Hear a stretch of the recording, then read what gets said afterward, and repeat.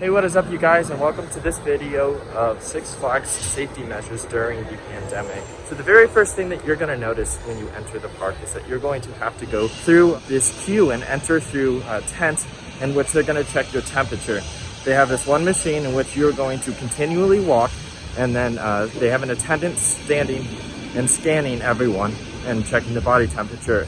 I've never seen anyone have a temperature that was too high in which they had to stop them and make them go through again. But I know that they do have a policy that you get a few tries to check your temperature. It's hot in Texas, so there's a very well possibility that you're just hot from walking into the park, especially if you parked further out, since they are social distancing the parking lot. So that's the first thing you're gonna do. And then another new measure that they have is these new bag checks, in which you just walk past two stanchions and they just scan your entire body.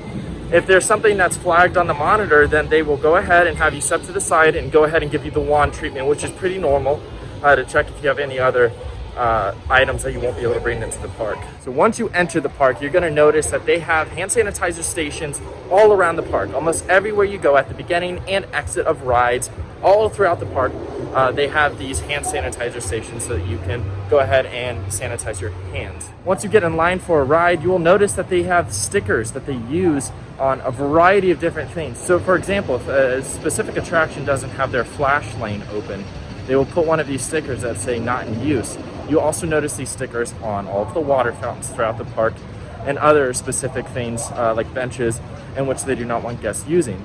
And then when you get in line, you'll see the stay 6 feet apart markers, which are pretty typical for most of the parks that are open during this time right now, in which they're just encouraging guests to maintain that social distance, which is 6 feet or equivalent to 2 meters.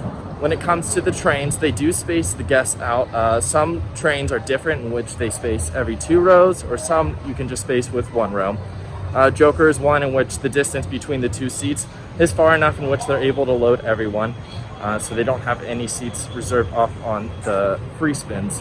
One thing that I really do like is how they sanitize their trains. So every half hour or hour, I don't know the exact time frame though, they take a sanitization backpack and they go through each of the trains and actually spray down the trains. I will have to say that they are pretty strict about the masks, as I've noticed so far. They often remind you that it is Texas state law to keep your mask on during your visit to Six Flags.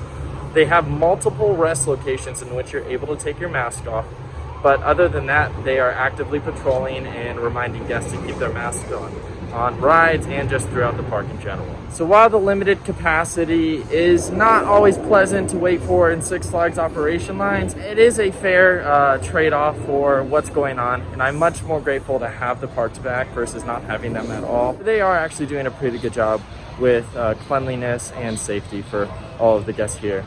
So thank you guys for watching, and stay tuned for more content here at Coaster Studios.